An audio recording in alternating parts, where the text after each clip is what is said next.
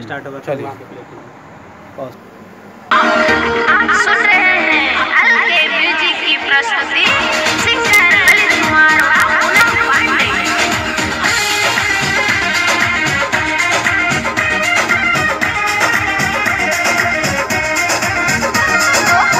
क्या मैं बताऊं अंबानी जी की बात रे, फिर से किया इन्होंने शुरुआत रे।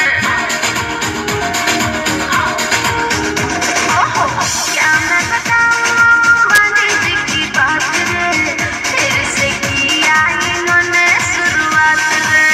पहले एयरटेल को समझाया, फिर वोडा को समझाया, जाके गरीबों को सुविधा दिया दिया दिया।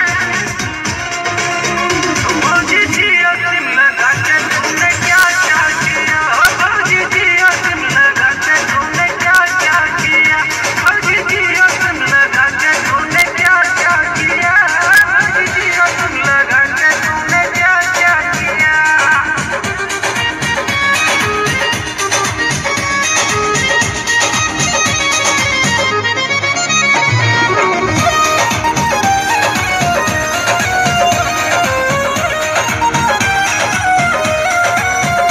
पहले स्मार्टफोन दिया मेरे हाथ में, उसके साथ मिला भौजी जियो सिम साथ में, उसके साथ मिला भौजी जियो सिम साथ में, पहले स्मार्टफोन दिया मेरे हाथ में।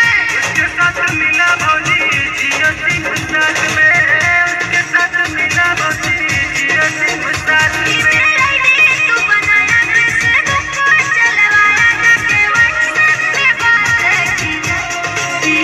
भौजी जियो सिम लगा के तुमने क्या क्या किया, भौजी जियो सिम लगा के तुमने क्या क्या किया, भौजी जियो सिम लगा के तुमने क्या क्या किया, भौजी जियो सिम लगा के तुमने क्या क्या किया।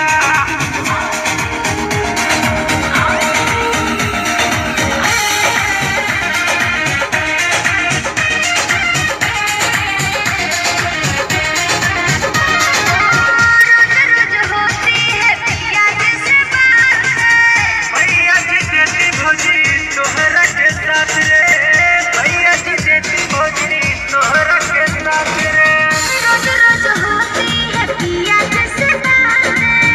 भैया जी देती भौजी तोहरा के साथ रे, भैया जी देती भौजी तोहरा के साथ रे। को समझाया तेरे मुझे को बताया रे, जिदिया तुझसे बात किया किया। भौजी जियो सिम लगा के तुमने क्या क्या किया, रंग संग जाके तुमने क्या क्या किया, भौजी रंग संग जाके तुमने क्या क्या किया। ओह, ये पॉज हो गया या इसको